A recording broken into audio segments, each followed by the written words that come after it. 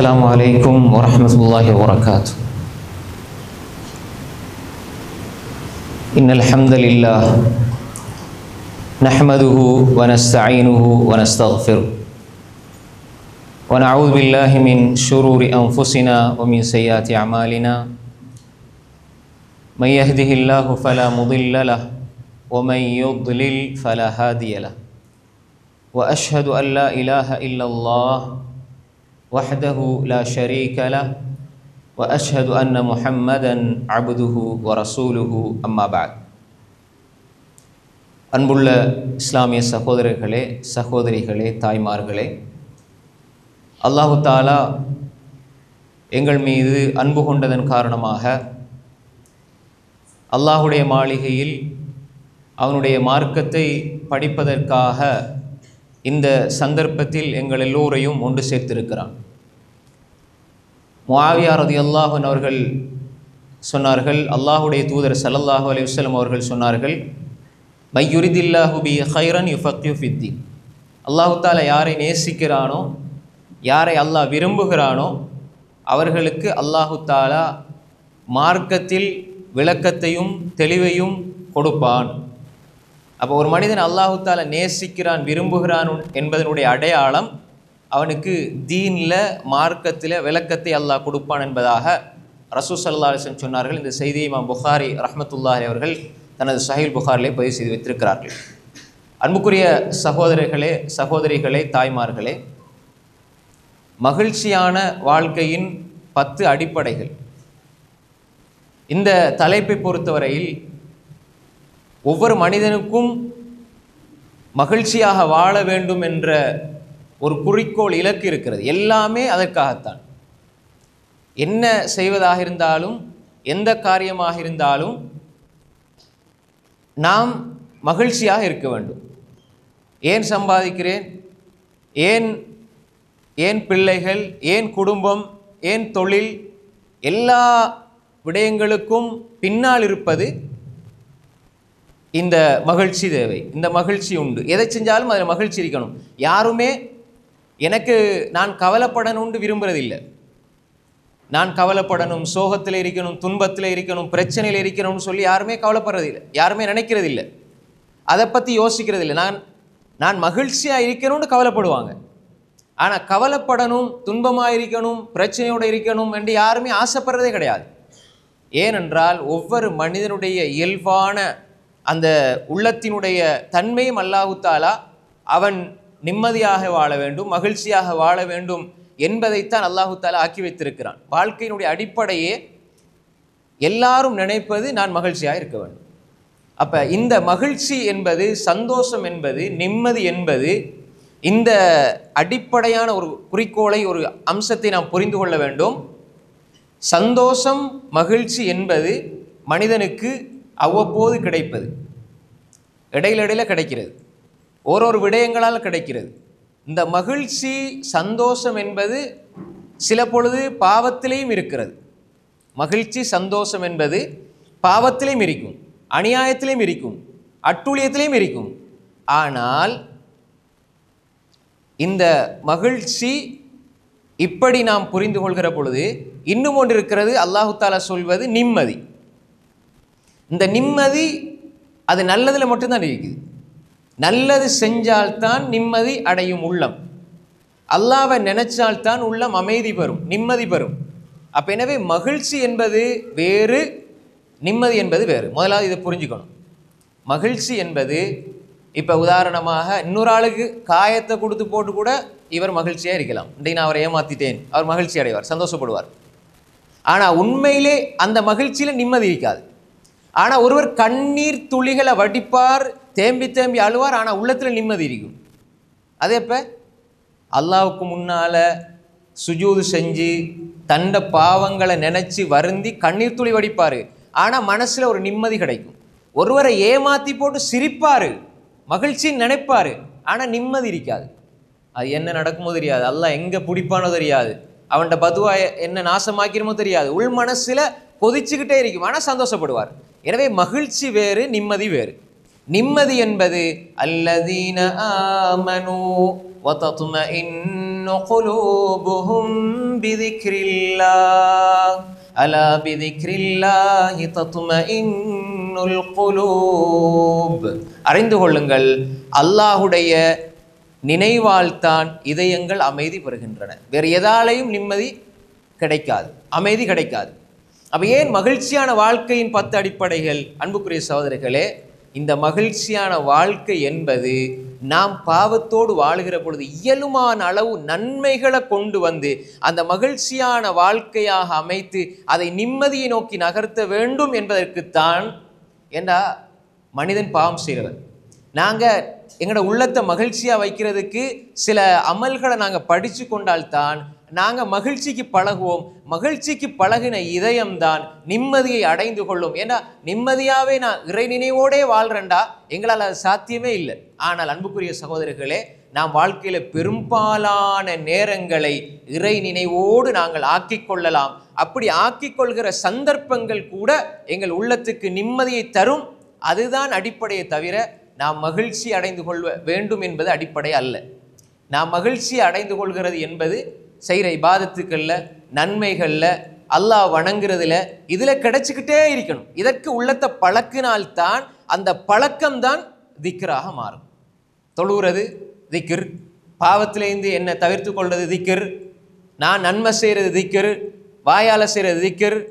நாங்கள் செய்கிற எல்லாமே அல்லாஹ்ட நினைவால் தான் நாம் நன்மை செய்கிறோம், அல்லாஹ்ட நினைவால் தான் அமல் செய்கிறோம், அல்லாஹ்ட நினைவால் தான் பாவத்திலிருந்து எங்களை விடுவித்துக் கொள்கிறோம். அப்போ இதுதான் திக்ர். இந்த திக்ர் என்ற அந்த மையப்பொருளில் இருந்து பல அம்சங்களை பிரித்தெடுக்கலாம். அந்த அடிப்படையில் தான் 10 நாங்கள் 10 நிறைய இருக்குது. நேரத்தை கருத்தில் கொண்டு தான் அந்த 10 விஷயத்தை சுருக்கமாக நாங்கள் பார்க்கலாம்னு நினைக்கிறோம். அன்புக்குரிய சகோதரர்களே, முதலாவது அடிப்படை நாங்கள் தெளிவாக புரிந்து கொண்டோம். மகிழ்ச்சி, சந்தோஷம் என்பது அவ்வப்போது வாரது. இதையே பழக்கப்படுத்திக்கிட்டோம் என்று சொன்னால் அது நிம்மதியாக மாறும். ஒரு முஃமின் அப்படித்தான் புரிந்து கொள்வான். அப்போ எனவே இந்த அடிப்படையில் முதலாவது நிம்மதிக்கான அடிப்படை, முதலாவது அம்சம் எங்களுடைய நம்பிக்கை. இப்போ நாங்கள் பொதுவாக மனிதர்களோடு பேசும்பொழுது நம்பிக்கைன்னு சொல்லுவோம். மோமீன்கள் முஸ்லீம்களுடைய பாசையில் அதுக்கு ஈமான் என்று சொல்லுவோம். இப்போ யாராவது நீங்கள் உங்களோட நம்பிக்கையை நீங்கள் பொதுவாக யாராவது உளவியல் பேசுகிறவங்க படிக்கிறவங்ககிட்ட கேட்டு பாருங்கள், நம்பிக்கைன்னு சொல்லுவாங்க. உங்களோட கடவுள் மீது, உங்களோட இறைவன் மீது நம்பிக்கையை முழுமையாக வச்சுருங்க, அதுதான் ஃபெஸ்ட்டுன்னு சொல்லுவாங்க. இதற்கு நாங்கள் இஸ்லாமிய கண்ணோட்டத்தில் சொல்கிற பொழுது அல் ஈமான்னு சொல்லுவோம். அல் ஈமான், அல்லாஹ் மீது நம்பிக்கை சரியாக இருக்கணும். அல்லாஹ் மீது நம்பிக்கை சரியாக இல்லாவிட்டால் வாழ்க்கையே அர்த்தம் இல்லாமல் போயிடும். அல்லாஹ் மீது நம்பிக்கை சரியாக இருப்பது தான் நிம்மதியான மகிழ்ச்சியான வாழ்க்கையினுடைய அடிப்படை. ஈமான், நம்பிக்கைன்னா என்ன? ஒன்று, அல்லாஹ்வின் மீது நாங்கள் வைக்கிற நம்பிக்கை அது உறுதியானதாக ஆழமானதாக இருக்கணும். முதலாவது அம்சம். அன்புக்குரிய சகோதரர்களே, எல்லாருமே ஈமான் கொண்டிருக்கிறார்கள், எல்லாருமே முஸ்லீமாக இருக்கிறார்கள். எங்களோட பார்வையில் அப்படித்தான் நாங்கள் நினைப்போம். ஆனால் எல்லா மனிதர்களும் அல்லாஹோடு உறுதியான நம்பிக்கை வைத்திருக்கிறார்களா, அல்லாவை உறுதியாக நம்பி இருக்கிறார்களா என்றால் அதில் விகிதாசாரம் 100%, 95%, 98%, 97%, 80% அப்படியே 10% இருக்கும், 5% இருக்கும். இந்த நம்பிக்கை கூட்டிக்கிட்டே போகணும். அல் ஈமான் யஸீத் வ யன்குஸ், ஈமான் கூடும் குறையும். அப்போ இந்த ஈமானை கூட்டிக் கொள்றதுக்கு இந்த சபைகள் அவசியம். சஹாபாக்கள் என்ன சொல்லுவாங்க, வாங்க எங்களை ஈமானை நாங்கள் புதுப்பிச்சு கொள்வோம், ஈமானை கூட்டிக் கொள்வோம்னு சொல்லுவாங்க. அப்போ எந்த இடத்துல ஈமானை கூட்டிக் கொள்வது என்றால் அல்லாஹ் ரசூலை பற்றி பேசுகிற சபைகள் ஈமானை கூட்டும். ஹந்தலா ரதியல்லாஹு அன்ஹு நான் முனாஃபிக் என்று சத்தம் போட்டு ஓடினாங்க. நான் முனாஃபிக் ஆகிட்டேன், ஹந்தலா முனாஃபிக் ஆகிட்டார், ஹந்தலா முனாஃபிக் ஆகிட்டார். அபூபக்கர் ரலியல்லாஹு அன்ஹு அவங்க பிடிச்சி கேட்டாங்க, என்ன விஷயம், ஏன் நீங்கள் இப்படி சொல்கிறீங்க? அல்லாஹ்வுடைய தூதருடைய சபையில் இருக்கும் பொழுது அல்லாஹ் பற்றி கேட்கிற பொழுது ஈமான் கூடுது, இங்கே வந்தால் மனை மக்களோடு வந்தால் ஈமான் குறையுது. இதனால் இங்கே ஒரு நிலை, அங்கே ஒரு நிலை. அப்போ இது ஒரு நயவஞ்சகத்தனம் தானே. அல்லாஹ்வுடைய தூதர சபையில் இருக்கும்போது ஈமான் கூடுது, அவங்க புரிஞ்சுக்கிட்டாங்க அப்படி. அப்போ வீட்டுக்கு வந்தால் அது ஈமான் குறையிற மாதிரி இருக்குது. இப்போ என்ன செய்கிறது? இது நிஃபாக்தனம், நயவஞ்சகத்தனம் அப்படின்னு சொல்கிற பொழுது அபூபக்கர் ரலியல்லாஹு அன்ஹு சொன்னாங்க, இதே மாதிரி தான் நினைக்கும் நடக்குது, வாங்க ரசூலாட்ட போமென்று போய்த்து தீர்ப்பை பெற்றுக்கொள்கிறாங்க. இப்போ இந்த இடத்துல நாங்கள் என்ன புரிஞ்சு கொள்ளணும் என்றால், சஹாபாக்கள் ஈமானை புதுப்பிக்க தெரிவு செஞ்ச இடம் மஸ்ஜிது நபவி, ரசூலுல்லாஹ்வுடைய சபை. அப்போ எனவே அல்லாஹ் ரசூலை பற்றி எங்கெல்லாம் பேசப்படுகிறதோ அந்த சபைகளில் அதிகமாக இருப்பதினூடாக நாங்கள் என்ன செய்யணும்? ஈமானை பலப்படுத்தி கொள்ளணும். இமாம் ஹசன் அல் பஸரி ரஹ்மத்துல்லாஹி அலைஹி ஒரு இடத்துல ஒரு மனிதர் சொன்னார், என்ன உள்ளம் அப்படி இறுகி போகுது, உள்ளம் கல் நெஞ்சமாகுது, இதற்கு என்ன தீர்வுன்னு கேட்டார். அன்புக்குரிய சகோதரர்களே, எங்கள் எல்லாருக்கும் தெரியும், உள்ளம் இறுகி போகுது, உள்ளத்தில் ஒரு வகையான இறுக்கம் தெரியுது. தொழுகிறேன், இபாதத் செய்கிறேன், ஆனால் உள்ளத்தில் ஒரு வகையான இறுக்கம் தெரியுது. இது உடல் சார்ந்த இறுக்கம் அல்ல, இது ஈமான் சார்ந்த ஒரு இறுக்கம். அப்போ நல்லது செய்ய, அல்லாஹ்வை நினைக்க, தஸ்பீஹ் செய்ய, திக்ர் செய்ய, இஸ்திக்ஃபார் செய்ய, தொழ, நோன்பு வைக்க என்னுடைய உள்ளத்தில் இடம் இல்லை என்று சொல்லி ஒரு மனிதர் இமாம் ஹசனுல் பஸரி ரஹ்மத்துல்லாஹி அலைஹி இடத்துல முறையிட்ட பொழுது இமாம் ஹசனுல் பஸரி ரஹ்மத்துல்லாஹி அலைஹி சொன்னாங்க, நீங்கள் அல்லாஹை பற்றி பேசுகிற சபைகளில் உங்களோட உள்ளத்தை கொண்டு போய் வைங்கன்னாங்க. அதுக்கு மருந்து அதுதான். அல்லாஹ்வை பற்றி, அல்லாஹ்வுடைய தூதரை பற்றி பேசுகிற சபைகளில் உங்களோட உள்ளத்தை இருப்பாட்டுங்க, உங்களோட உள்ளத்தை கொண்டு போய் காட்டுங்கடா. என்ன அர்த்தம்?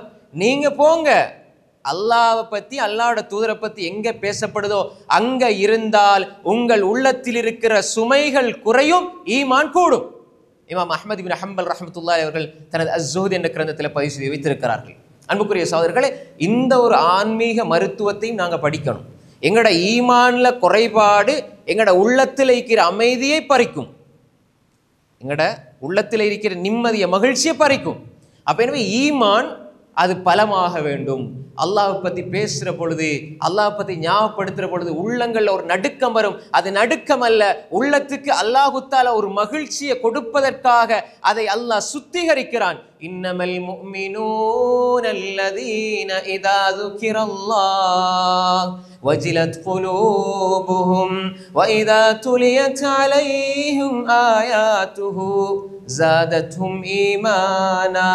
இன்னமல் முஃமினூன அல்லதீன இதா ذுகிரல்லாஹ், மூமீன்கள், இறை விசுவாசிகள் அல்லாஹ் என்று சொல்லப்பட்டால், வேற ஒன்றும் இல்லை, அல்லாஹ் ஞாபகப்படுத்தப்பட்டால், இதா ذுகிரல்லாஹ், அல்லாஹ் என்று சொல்லப்பட்டாலே வஜிலத் குலூபுஹும், அவருடைய இதயங்கள் நடுங்கும். வைதா துலியத் அலைஹிம் ஆயாத்துஹு ஸாதத்ஹும் ஈமானா, அல்லாஹ்வுடைய வசனங்கள் திலாவத் செய்யப்பட்டால்.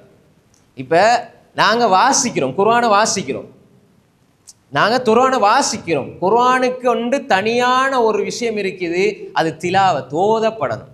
அது ஓதப்பட்டால் அவர்களுடைய ஈமான் கூடும். இங்கு திலாவத் என்பது தர்ஜமா தஃசீரை தாண்டி அதெல்லாம் சொல்லப்படையில், அது கட்டாயம் தேவை, அது அல்லாஹ் வேற இடங்களில் சொல்றான். இங்கு திலாவத் செய்யப்பட்டாலே பொருள் விளங்கியோ விளங்காமலோ அல்லாஹ்வுடைய வசனத்துக்கென்று ஒரு தாக்கம் இருக்கிறது. அது ஓதப்பட்டால் மூமீன்களுக்கு அவர்களுடைய ஈமான் கூடும். வஅலா ரப்பிஹிம் யதவக்கலூன், அவர்கள் ரப்பின் மீது தவக்குல் வைத்திருப்பார்கள். அப்ப ஈமான் அல்லாஹ் என்று சொல்லப்பட்டால் அல்லாஹ்வோட ஞாபகம். அப்ப எனவே ஈமான கூட்டணும், ஈமான கூட கூட, ஈமான கூட்ட கூட்ட எங்களுடைய உள்ளத்தில் இருக்கிற இறுக்கம் குறையும், எங்களோட உள்ளத்தில் இருக்கிற சுமைகள் இல்லாமல் போகும். அப்ப உள்ளத்துக்கு அல்லாஹு தஆலா உள்ளம் நடுங்கும் என்ற என்ன அர்த்தம்? அல்லாஹ்வுடைய அச்சத்தால் நடுங்குகின்ற இதயம் அது ஆனந்தத்தை, மகிழ்ச்சியை சுவைக்கிறது.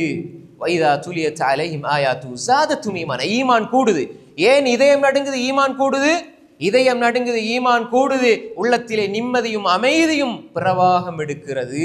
அல்லாஹு தஆலா அப்படித்தான் வச்சிருக்கிறான். எனவே எங்களுடைய உள்ள மகிழ்ச்சியாகணும்டா நாங்கள் அடிக்கடி இந்த மாதிரி சபைகளில் உட்காரணும், அல்லாஹ் படிக்கணும், அல்லாஹ்வுடைய தூதரை படிக்கணும், அல்லாஹ்வுடைய வசனங்களை கேட்கணும், தர்ஜமா படிக்கணும், தஃப்சீரை படிக்கணும், குர்ஆனை பெரட்டணும், சூரா ஃபாத்திஹா ஓதணும், சூரா அல் பக்ரா ஓதணும், ஆல் இம்ரான் ஓதணும், நிசா ஓதணும், மாயிதா, அன்ஆம், ஆராஃப், அன்ஃபால், தௌபா, இப்படி அத்தியாயங்கள் பெரட்டணும். குர்ஆனோடு ஒரு மனிதனுடைய வாழ்க்கை அல்லாஹ் படிக்கணும். என்ற ரப் யார்? அவங்க எங்கே இருந்தாலும், இப்போ நாங்கள் இஷால ஓதணுமே, அல்லதீன யذ்குரூன அல்லாஹ் கியாமன் வ குஊதன் வ அலா ஜுனூபிஹிம், சாய்ந்த அல்லதீன யذ்குரூன அல்லாஹ், திக்ர் செய்வாங்கண்டா என்ன அர்த்தம்? நின்ற நிலையில அல்லாஹ் பற்றி நினைப்பாங்க, அதே மாதிரி இருந்தா அல்லாஹ் பற்றி நினைப்பாங்க. இப்போ நீங்கள் இருந்து கொண்டு அல்லாஹ்வோட சிந்தனையோடு இருக்கிறீங்க, நான் எழும்பிக் கொண்டு அல்லாஹ்வோட சிந்தனையோடு இருக்கிறேன். சிலர் தூங்குகிற பொழுது அல்லாஹ்வோட சிந்தனையோட சாய்ந்து துஆக்களை ஓதுவாங்க. வஅலா ஜுனூபிஹிம் வயதஃபக்கரூன ஃபீ ஹல்கிஸ் ஸமாவாதி வல் அர்த், வானம் பூமியை பற்றி சிந்திப்பாங்க. இது ரப்பை பற்றி வார அந்த ஈமான் கூறுற விஷயம். இந்த ரப்பை யா அல்லாஹ் இதை நீ படைச்சது சும்மா படைக்கல யா அல்லாஹ். ويتفكرون في خلق السماوات والأرض ربنا ما خلقت هذا باطلا سبحانك فقنا عذاب النار. ربنا எங்கட ரப்பே ما خلقت هذا باطلا, இதை நீ வீணாக படைக்க இல்லை. வானத்தை பார்க்கிறாரு, பூமியை பார்க்கிறாரு, இரவை பார்க்கிறாரு, பகலை பார்க்கிறார். இந்த பார்க்கிற பார்வையில் ஈமான் கூடுகிறது. அந்த ஈமான் கூடுனத்திற விளைவால் என்ன சொல்றார், இதை யா அல்லாஹ் நீ வீணா படைக்கல யா அல்லாஹ், நீ தூய்மையானவன் யா அல்லாஹ், இதை நீ வீணா படைக்கலடா, என்ன வீணா படைச்சிருக்கிறியா? இல்ல, நான் உன்னை நினைக்கணும் யா அல்லாஹ். எனவே ஃபகீனா அதாபன்னார், யா அல்லாஹ் நரகத்திலேருந்து எங்களை பாதுகாத்து. அல்லாஹ் பத்தி சிந்திக்கிற உள்ளத்து கடைசியா கேட்கிறது உணர்றது, யா அல்லாஹ் நரகத்திலிருந்து எங்களை பாதுகாத்துரு யா அல்லாஹ். எனவே அன்புக்குரிய சகோதரர்களே, முதலாவது அடிப்படை அல் ஈமான். இப்படியே ஈமானும் மன அமைதியும் என்று சொல்லி ஒரு தனியான தலைப்பிரிவு. ஈமான் என்பது மன அமைதியோடு எப்படி தொடர்படுதுன்னு தனியான ஒரு தலைப்பு, அதை நான் ஏற்கனவே பேசியும் இருக்கிறேன். அன்புக்குரிய சகோதரர்களே, இது முதலாவது அம்சம். ஈமான் அடிப்படை. ஈமானை புரிஞ்சுக்கணும். ஈமான் அல்லாஹ் மீது நம்பிக்கை, ரப்பின் மீது நம்பிக்கை. யா அல்லாஹ் நீ என்னை கைவிட மாட்டாய் என்ற நம்பிக்கை, அல்லாஹ் நீ நாடுதான் நடக்கும் என்ற நம்பிக்கை. ஈமான் இருந்தால் மகிழ்ச்சியினுடைய முதலாவது அடிப்படையை அவர் புரிந்து கொள்வார். இரண்டாவது, எங்களுடைய உள்ளம் எந்த நன்மை செய்தாலும், பாவம், இந்த உள்ளத்துக்கு பாவத்தை பழக்கக்கூடாது. நஃப்ஸ் கத்திஃபுல், எங்களுடைய நஃப்ஸ் இருக்குதானே, அது சின்ன பிள்ளைய போல. நாங்கள் எதை பழக்கிறோமோ அது பழகிடும். அதுக்கு நாங்கள் கண்ட்ரோல், எங்கட கண்ட்ரோலை வச்சால், நஃப்ஸை நாங்கள் எங்கட கண்ட்ரோலை வச்சிருந்தா நாங்கள் தப்பிச்சிருவோம்.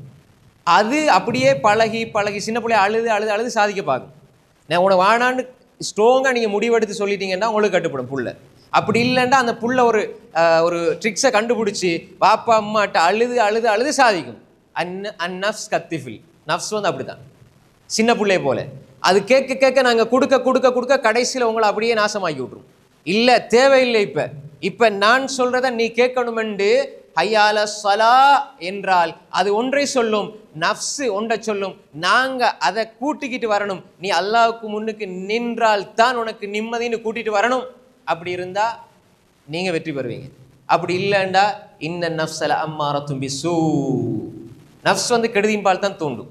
அப்போ இந்த இடத்துல நஃப்ஸை நீங்கள் பழக்கணும். எதுக்கு பழக்கணும்டா, நான் நல்லதை செய்ய வேண்டும், அதை அல்லாஹ்வுக்காக செய்ய வேண்டும். இஹ்லாஸ். இன்றைக்கு முஸ்லீம்களாகிய நாம் தர்மம் என்று வந்துட்டால் எப்படி கொடுக்குறாங்க, மாஷா அல்லாஹ், அல்ஹம்துலில்லாஹ். குறை சொல்கிற அளவுக்கு இல்லை, கொடுப்பான், நிறைய கொடுப்பான், மாஷா அல்லாஹ். ஆனால் ஒரு விஷயம், அல்லாஹ் பாதுகாத்த நல்ல மனிதர்களை தவிர ஜக்காத், சதகா இப்படி ஏராளமாக கொடுக்குற, கண் முன்னால் எவ்வளோ கொடுக்குற மக்களை நாங்கள் பார்க்குறோம். ஆனால் இன்னொரு விஷயம், வேறு மதத்திலையும் அதை செய்கிறாங்க. வேறு மதத்தில் செய்கிறதுக்கும் இஸ்லாமிய மார்க்கத்தில் இருந்து செய்கிறதுக்கும் வித்தியாசம் இருக்குது. இன்றைக்கு இவர் லட்சக்கணக்கில் கொடுத்தார், கோடிக்கணக்கில் கொடுத்தார். ஆனால் இவர் லட்சக்கணக்கில் கொடுத்தாலும் கோடிக்கணக்கில் கொடுத்தாலும் சதக்கா செஞ்சாலும் 100 பேர் அதனால் பயனடைந்து கொண்டே ஒரு 5 பேர் எப்படி பேசுவாங்க தெரியுமா, இவருக்கு தேவையில்லாத வேலை. இது அந்த கொடுத்தவர காதில் கேட்டால் எப்படியும், எவ்வளோ கஷ்டப்பட்டு அங்கே கொடுக்காம இங்கே கொடுக்காம பள்ளிக்கே கொடுப்போம்ண்டு லட்சக்கணக்கில் நான் செலவழிச்சிக்க போகிறோம், இப்படி பேசுகிறாங்களே அப்படின்ட்டு அவரை காது கேட்டு அதை நினச்சி அவர் மனநோயாளி ஆயிடுவார். ஆனால் ஏன் ஆகாமல் இருக்கிறோம், ஏன் ஆகக்கூடாது என்றால், இஹ்லாஸ் என்ற ஒன்றுதான் மோமின்களை நிம்மதியாக வாழ வைக்கிறது. அதனால தான் இன்றைய உளவியலாளர்கள் ஒரு ஆய்வு செஞ்சு பார்க்கிற பொழுது முஸ்லீம்களில் தான் தற்கொலை வீதமே ரொம்ப குறைய. வேறு மதத்தில் உள்ளவங்கள்ட்ட அது அதிகமாக இருக்கிற காரணம் என்னென்னா, நிறைய கொடுக்கும் பொழுதே நிறைய தலையில் இருக்கும். அவர் பாராட்டணும், இவர் இப்படி சொல்லணும், அவர் இப்படி சொல்லணும், நிறைய விஷயங்களை தலையில் வச்சுக்கொள்வாங்க.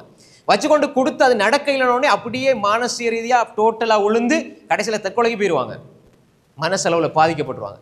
நாங்கள் கொடுப்போம், கொடுக்கிற பொழுது நீங்க என்னை பத்தி என்ன நினைச்சாலும் சரி, நீங்க எனக்கு என்ன சொன்னாலும் சரி, நீங்க என்னை பத்தி என்ன பேசினாலும் சரி, அதை பத்தி எனக்கு எந்த தேவையும் கிடையாது. இன்னமா நுத்இமுகும் லிவஜ்ஹில்லாஹ், நாங்க கொடுத்தது அல்லாஹ்வுடைய முகத்துக்காக. லா நுரீது மின்கும் ஜஸாஅன் வலா ஷுகூரா, உங்களிடத்துல நாங்க எந்த பிரதிபாரத்தையோ நன்றியோ எதிர்பார்க்கல என்ற வார்த்தை எங்கிருந்து உதயமாகிறது? وَيُطْعِمُونَ الطَّعَامَ عَلَى حُبِّهِ مِسْكِينًا وَيَتِيمًا وَأَسِيرًا, அவர்கள் அல்லாஹ்வின் மீது உள்ள அன்பினால் தான் அடுத்த மக்களுக்கு, ஏழை எளிய மக்கள், அனாதைகள், சிறை கைதிகளுக்கு உணவு கொடுக்கிறார்கள். அவர்கள் ஏன் கொடுத்தார்கள்? இன்னமா நுத்இமுகும் லிவஜ்ஹில்லாஹ், அல்லாஹ்வுடைய முகத்துக்காக. அப்ப எந்த எதிர்பார்ப்பும் இல்லாமல் நன்மை செய்யறது.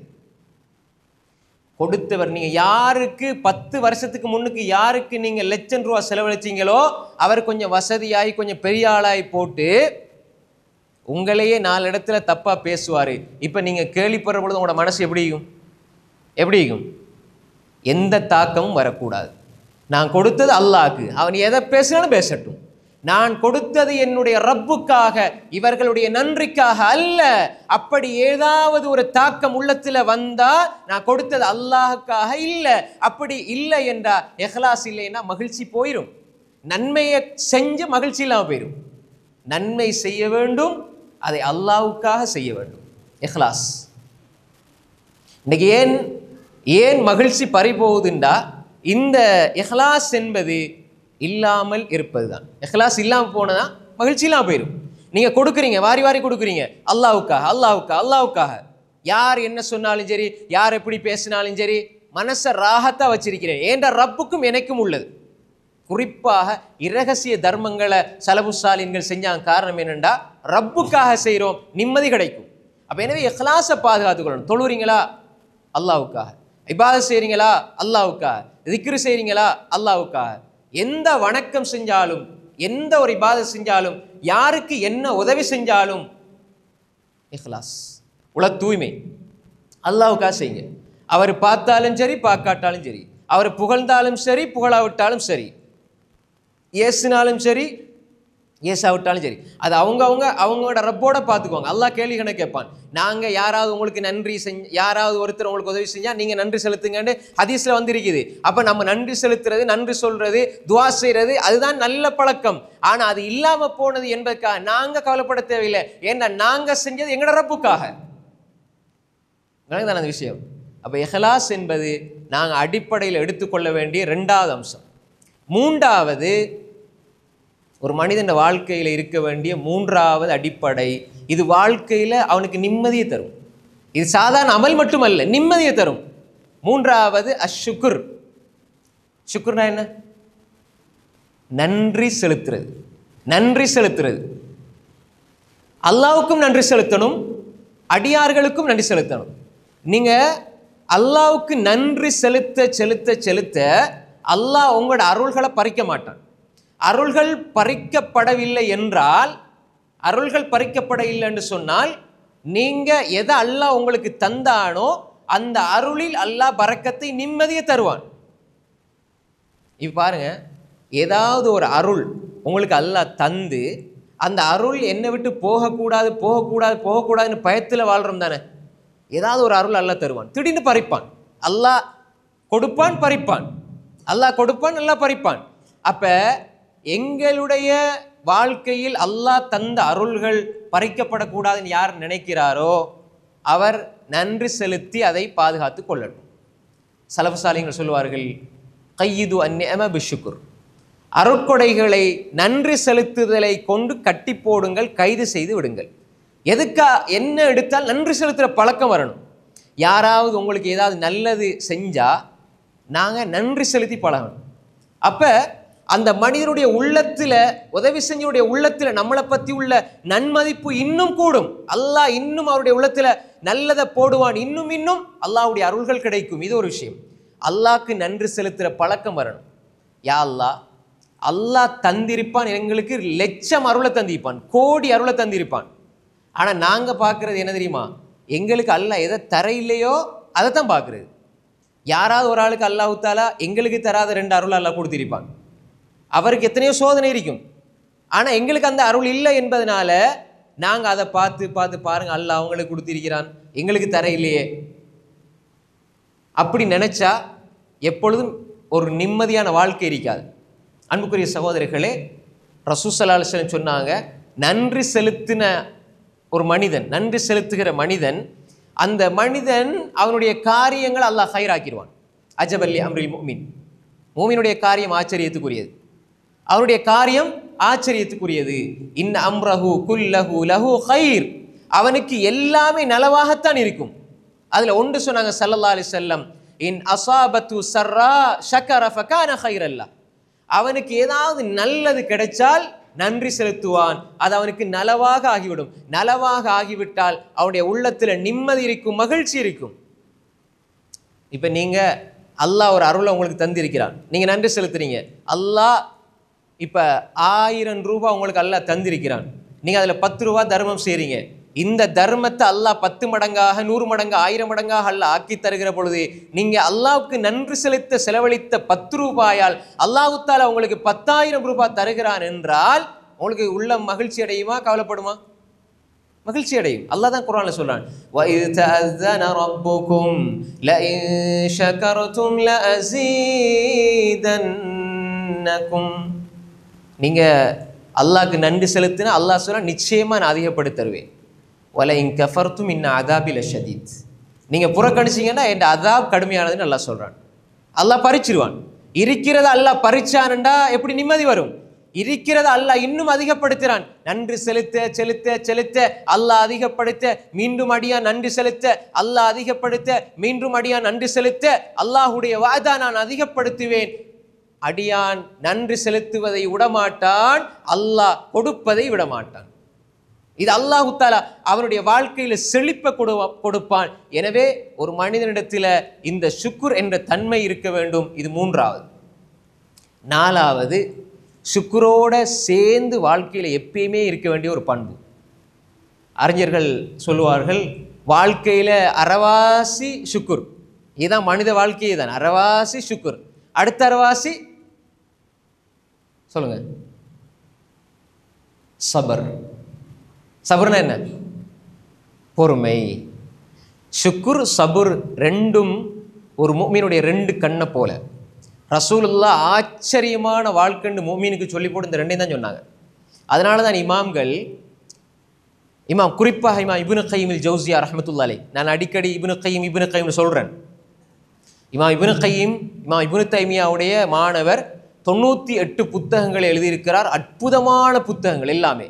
அவருடைய சிந்தனை, அவருடைய அந்த கூர்மையான பார்வை, அவருடைய புத்தகங்களை வாசிச்ச தெரியும். அப்படி வாழ்க்கையினுடைய தத்துவத்தை 2 வரியில சொல்லுவார். அவர் ஒரு புத்தகம் எழுதியிருக்கிறார், உத்தத்து சாபிரீன் வதஹீரத்து ஷாக்கிரீன். சாபிரீன்கள் ஷாக்கிரீன்கள். சாபிரீன் உத்தத்து சாபிரீன் வதஹீரத்து ஷாக்கிரீன். பொறுமையை பற்றியும் நன்றி செலுத்தலை பற்றியும் ஒரு புத்தகம். ரெண்டும் அடிப்படை. அப்போ எனவே எங்கெல்லாம் ஷுக்குர் பேசப்படுதோ அங்கெல்லாம் சபுர் பேசப்படணும். அப்போ ஒரு மனிதனுடைய வாழ்க்கையில் எப்பொழுதுமே அல்லாஹ் அருள்களை கொடுத்து நன்றி செலுத்துறதை எதிர்பார்க்கிறது மாதிரி இன்னொரு பகுதியும் அல்லாஹ் எதிர்பார்க்கிறான்.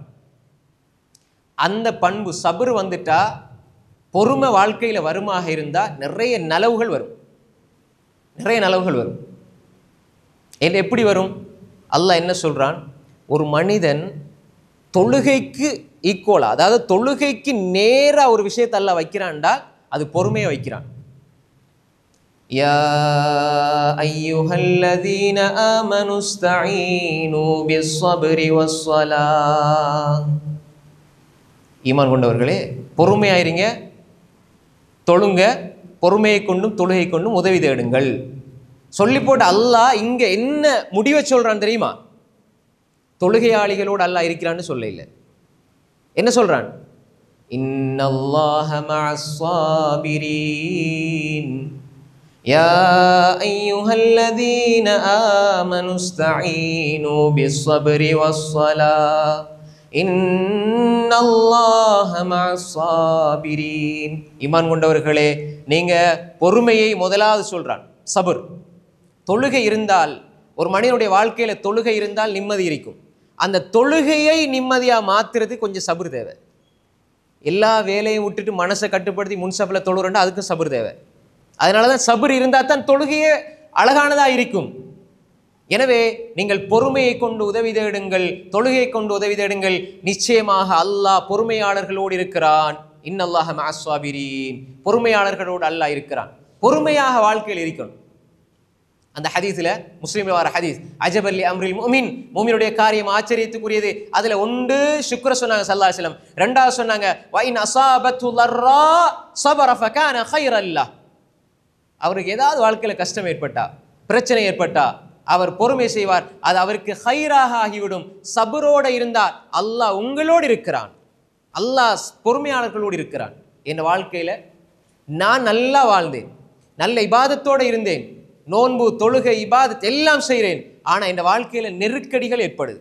என் பிள்ளைய என்ன செய்கிறேன்னு எனக்கு தெரியல. இப்படி இந்த வயசுல இப்படி இருக்கிறானே, தொழுகை இல்லாமல் இருக்கிறானே, சினிமாவோடு இருக்கிறானே, ஆடல் பாடலோடு இருக்கிறானே, நாங்க எப்படி இருந்தோம், எங்களோட வீட்டு சூழல் இப்படி இருக்குது. ஆனா அவன் பழகிற நண்பர்களோட பழகி இப்படி ஒரு பெரிய சோதனையா இருக்குது, என்ன செய்யறே தெரியல. தீர்வை தேடுங்க, பொறுமையாயிருங்க. அது அல்லாஹு தஆலா இடத்துல துஆ கேளுங்க, தீர்வை தேடுங்க. அதே மாதிரி எங்களை அறியாமலே ஒரு கஷ்டங்கள், நான் நல்லா வணங்குறேன், இபாதத் செய்கிறேன், என்னுடைய தொழில நல்ல முறையில் ஹலால் ஹராம் பேணி செயல்படுகிறேன், ஆனால் ஒரு கஷ்டம் எப்படி வருது? பொறுமை. அன்புக்குரிய சகோதரர்களே, இந்த பொறுமையை நீங்க உங்களுக்கு பழக்கப்படுத்திக் கொள்ளுங்க. உங்களோட வாழ்க்கையில பொறுமையை பழக்கப்படுத்தி கொண்டால் உங்களோட வாழ்க்கையில அல்லாஹு தஆலா ஹைரை ஏற்படுத்துவான். அல்லாஹ் ஹைரை நிச்சயமா தருவான். எப்படி பொறுமை? எந்த காரியம் வந்தாலும் டென்ஷன் ஆக மாட்டோம், திடுக்கிட மாட்டோம், பயப்பட மாட்டோம், அச்சப்பட மாட்டோம். ஏன்?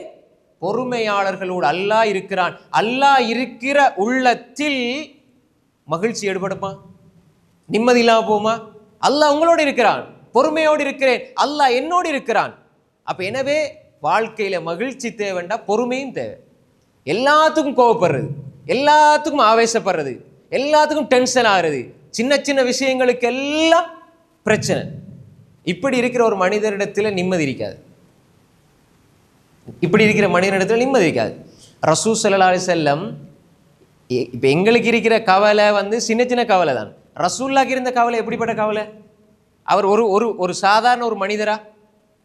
அதாவது அல்லாஹ் தஆலா குர்ஆன்ல மனிதன் அடையாளப்படுத்துறான். ஆனால் அந்த மனிதர் ரசூலாக இருக்கிறார், வஹி வருகிறது, குடும்பத்தில தலைவராக இருக்கிறார், பல மனைவிமார்கள் இருக்கிறார்கள், சமூகம் சந்திக்க வருகிறது, பல நாடுகளில் இருந்து பல மக்கள் சந்திக்க வருகிறார்கள். அதே மாதிரி அவர் வாழுகிற சூழல் எப்பொழுது யாரை தாக்குவார் என்று தெரியாது.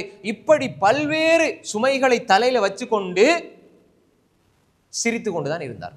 டென்ஷனா இருக்கையில் யாராவது ஒருவர் அவரை சந்திக்க வருகிற பொழுது பெரிய ஒரு ரசூல், பெரிய ஒரு நபி, பெரிய ஒரு தளபதி, இப்படியெல்லாம் நினைச்சு கற்பனையில நடுங்கி போய் வருகிற பொழுது அல்லாஹ்வுடைய தூதர் ஸல்லல்லாஹு அலைஹி சொல்லுவாங்க, கூலா இருங்க, ஹவ்வின் அலை, கொஞ்சம் நீங்க என்ன பார்க்க வரும்பொழுது இப்படி நடுங்க தேவையில்லை, நீங்க வாங்க, நோமலா வாங்க.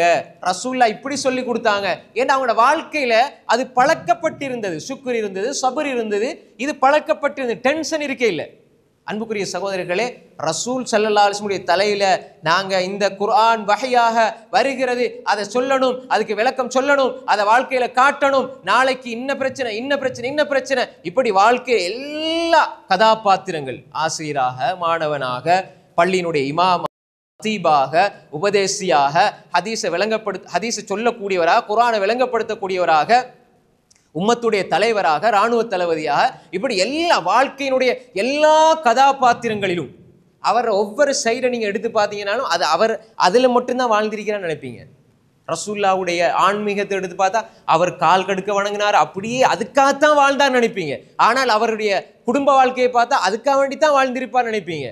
அன்புக்குரிய சகோதரர்களே, ஆனால் அவர் எல்லா இடங்களிலும் அவருடைய கால் இருந்தது, எல்லா இடங்களிலும் சிந்தனை இருந்தது, எல்லா இடங்களிலும் பேச்சு இருந்தது. ஆனால் ஜரீர் இப்னு அப்துல்லா அல் பஜலி ரலியல்லாஹு அன்ஹு சொல்கிறார்கள், புகாரில வரக்கூடிய அறிவிப்பு, ரசூல் ஸல்லல்லாஹு அலைஹி வஸல்லம், மா ஹஜ்ஜபனி அன்-நபிய் ஸல்லல்லாஹு அலைஹி வஸல்லம் இல்லா கத் தபஸ்ஸம், நான் இஸ்லாத்தை ஏற்ற நாள் முதல் அல்லாஹ்வுடைய தூதர் என்னை கடந்து செல்கிற பொழுதெல்லாம் என்னை பார்த்து சிரிப்பார்கள். என்றா எங்க டென்ஷன் இருந்தது, ஆனால் வாழ்க்கையில் அதை காட்ட இல்லை.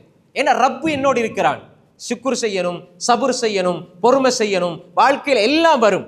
மனைமார்களாலையும் பிரச்சனை வந்தது, குடும்பத்தில் பிரச்சனை வந்தது, அன்புக்குரியவர்கள் வஃபாத்தானாங்க, பிள்ளைகள் 7 பேர்ல 6 பேர் வஃபாத்தானாங்க, எல்லாம் இருந்தது.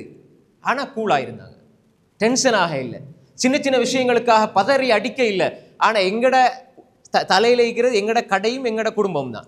ஆனால் 1000 டென்ஷன். அல்லாஹுடைய தூதர் கயாமத்து நாள் வரை வருகிற ஒவ்வொரு மனிதனை பற்றியும் சிந்தித்தார்கள். ஆனால் நிம்மதியாக வாழ்ந்தாங்க. அழுதாங்க, நிம்மதியாக வாழ்ந்தாங்க. அழுதாங்க, தேம்பி தேம்பி அழுதாங்க, கவலை வந்தது, எல்லாம் வந்தது, ஆனால் நிம்மதி. அதுதான் நிம்மதி. அல்லாஹுக்காக செய்கிற ஒவ்வொன்றிலும் வருகிற கவலையில் நிம்மதி இருக்கிறது. பாவத்தில் தெரிகிற சந்தோஷத்தில் கவலை இருக்கும். பாவத்தில் தெரிகிற சந்தோஷத்துல நிம்மதி இருக்காது. அடி மனசுல ஒரு கலக்கம் இருக்கும். ஆனால் அல்லாஹ்வுக்கு முன்னால நாங்க வடிக்கிற கண்ணீர் துளிகள்ல, கவலையில, அல்லாஹ்வுக்கு முன்னால இந்த பாவத்தை நினைச்சு வருந்துவதில் நிம்மதி இருக்கும். இதை நல்லா புரிஞ்சுக்குங்க. அப்ப எனவே அன்புக்குரிய சகோதரர்களே, 4வது நான் சொன்னேன், இந்த சபர். வாழ்க்கையில எது நடந்தாலும் டென்ஷன் ஆகக்கூடாது, உடனே பதறி அடிக்கக்கூடாது. சபர், பொறுமை. நடந்துட்டா அல்ஹம்துலில்லாஹ், அல்லாஹ் ஏதோ ஒரு ஹைரை வச்சிருப்பான், அப்படி நீங்க வாழ்ந்து பாருங்க, நிம்மதி. இது 4வது விஷயம். இதெல்லாம் தனித்தனியான தலைப்புகள். அந்த சுருக்கமாக இதை ஒவ்வொரு பகுதியும் சொல்லிட்டு போறேன். 5வது, இது எங்களோட எல்லாத்தையும் உள்ள ஒரு பலவீனம். இதனால எங்களோட மகிழ்ச்சியை நாங்கள் வீணாக்கிக்கொள்றோம். அதிகமான எதிர்பார்ப்பு, அதிகமாக எதிர்பார்க்கிறது. அது கணவன் மனைவி உறவுல இருந்தாலும் சரி, குடும்ப உறவாக இருந்தாலும் சரி, அதிகமாக எதிர்பார்க்கக்கூடாது. என்ன எதிர்பார்க்கிறது? இப்போ உதாரணமாக, நீங்கள் உங்களோட கணவன் இப்படி செய்வார், இப்படி செய்வார், இப்படி செய்வார் என்று நீங்கள் கற்பனையில் எதிர்பார்த்து வைப்பீங்க. 100% எதிர்பார்த்தீங்கண்டா 80 நடந்தாலும் கவலையாக தான் இருக்கும். 80 நடந்தாலும் நான் சொன்ன அது விளங்க இல்லை, அது அது அந்த விஷயம் நடக்க இல்லை, அது நடக்கிற வரைக்கும் டென்ஷன். அதே மாதிரி தான் மனைவிட்டையும் எல்லா விஷயத்திலும் இது இருக்குது. கூடுதலான எதிர்பார்ப்பு. நீங்கள் எதிர்பார்ப்பை குறைத்து கொண்டால் உங்களோட வாழ்க்கையில் மகிழ்ச்சி இருக்கும். பாருங்க, உண்மையிலே ஒரு மனிதன், ஒரு முஃமினுடைய நம்பிக்கையில் எப்படி இருக்கும் தெரியுமா? என்னுடைய ரப்பு எனக்கு போதுமானவன், அப்படித்தானே? ஹஸ்புன் அல்லாஹ் வ நிஅமல் வக்கீல். இந்த நம்பிக்கை இடத்துல வரணும். நாங்கள் இவரை பற்றி உதாரணமாக, ஒருவர் நெருக்கமாக இருக்கிறார், அன்பாக இருக்கிறார், தன்னுடைய கவலைகளை, பிரச்சனைகளை அவர்கிட்ட பேசுறது, மசூரா பண்ணுறது, ஆலோசனைகள் எடுக்கிறது, இது தப்பு கிடையாது. ஆனால் சம்பந்தம் இல்லாமல் ஒவ்வொரு இடத்திலும் நாங்கள் எதிர்பார்ப்போம் என்றா, எங்களோட பிள்ளைகிட்ட ஒரு எதிர்பார்ப்பு, இவன் இப்படித்தான் வரணும், இப்படித்தான் போகணும், இப்படித்தான் போகணும், அப்படியே அவரை எதிர்பார்ப்பு. அடுத்த மகள்கிட்ட ஒரு எதிர்பார்ப்பு, அடுத்த மனைவிட்ட எதிர்பார்ப்பு, மாமிட்ட ஒரு எதிர்பார்ப்பு, இப்படி ஒவ்வொருத்தரையும் எதிர்பார்ப்பு. யாரை கண்டாலும் இவர் இப்படி தான் நடக்கணும், இவர் இப்படி தான் இருக்கு. நாங்கள் போகிற ஒரு சபைக்கு போனால் இங்கே இருக்கக்கூடிய 5 பேர், நாங்கள் எந்த இடத்துக்கு போனாலும் எங்களோட மைண்டில் எதுவுமே இருக்கக்கூடாது. நீங்கள் ஒரு போகிற இடத்துல நீங்களா பல கற்பனைகளை, எதிர்பார்ப்புகளை வச்சிங்கண்டா, அது நடக்க இல்லைண்டா, எந்த அளவு எதிர்பார்த்தீங்களோ அந்த அளவு கவலை தான் வரும், மகிழ்ச்சி வராது. நீங்கள் ஒரு இடத்துக்கு போகிறீங்க, உதாரணத்துக்கு ஒரு இடத்துக்கு போகிறீங்க, அப்போ உங்களோட ரொம்ப நேசத்துக்குரியவர்கள் அங்கே இருக்கிறாங்க. நீங்கள் போகிற பொழுதே மனசுல எல்லாம், நான் போனால் எல்லாரும் எழும்பி அப்படியே என்னை கட்டி பிடிப்பாங்க, முஆனகா செய்வாங்க, என்னோட பேசுவாங்க, சிரித்து என்கிட்ட சுகம் விசாரிப்பாங்க நினச்சிட்டு போவீங்க. நீங்கள் இன்றைக்கு இப்படி தான் நிறைய இடங்கள் இப்படி தான் நடக்குது. நினச்சிட்டு போய் அஸ்ஸலாமு அலைக்கும் சொல்லுவார், அவங்க வலைக்கும் சலாம் அப்படின்னு கையை காட்டிட்டு அவங்களோட ஃபோனை தான் உருட்டிக்கிட்டிருப்பாங்க. அப்போ இவர் போனவர், இங்கே வந்தனே, இந்த இடத்துக்கு நான் எதுக்கு வந்திருக்கணும்? அப்போ போனது நோக்கமே ஒரு மையத்துக்கோ கல்யாணத்துக்கோ போயிருப்பார். அல்லாஹ்வுக்கு வேண்டி போயிருந்தா நன்மை கிடைச்சி போகும். இவர் போனது எதிர்பார்ப்பது நடக்க இல்லை, அதனால போன இபாதத்தை கொச்சப்படுத்திடுவார். நடக்குதா இல்லையா? நான் சொன்ன இஹ்லாஸ் அதே மாதிரி தான் இதுவும். இங்கே போனது என்ன? எங்களை 4 பேர் எதிர்பார்ப்பாங்க, 4 பேர் வரவேற்பாங்க, எப்போ வந்தீங்க, உட்காருங்க அப்படின்னு சொல்லி 6 வாரத்தோட எங்களோட பேசுவாங்கன்னு நினைப்பாங்க. ஆனால் யாருமே கணக்கெடுக்க மாட்டாங்க. இப்போ என்ன நடக்கும்? வீணான கவலைகள், எதுவும் எதிர்பார்க்க தேவையில்லை. ரசூல் ஸல்லல்லாஹு அலைஹி வஸல்லம் அப்படி தான் வாழ்ந்தாங்க. எங்கே போனாலும், எந்த இடத்துக்கு போனாலும் எதையுமே எதிர்பார்க்க இல்லை. ஏன் காரணம் என்றா, அப்போ நிம்மதி உள்ளத்துக்கு வரும். ஏன் காரணம் என்றா, எங்கட உள்ளத்தை எங்களால் கண்ட்ரோல் பண்ண முடியாதுன்னா அடுத்தவங்களோட உள்ளத்துக்கு நாங்கள் எப்படி அரசராக முடியும்? எல்லாரும் தொழுகை பயானை கேட்டு போட்டு தொழுகிறதுக்கு தொழும்பொழுது என்ன தொழுவாங்க, எப்படி தொழுவாங்க? இன்றைக்கு நல்ல உள்ளச்சதோட இஹ்லாஸோட பயபக்தியோட தொழணும், தக்பீரை கட்டுவாங்க. கட்டி முடிஞ்சோடனே எங்கே போகும் சிந்தனை?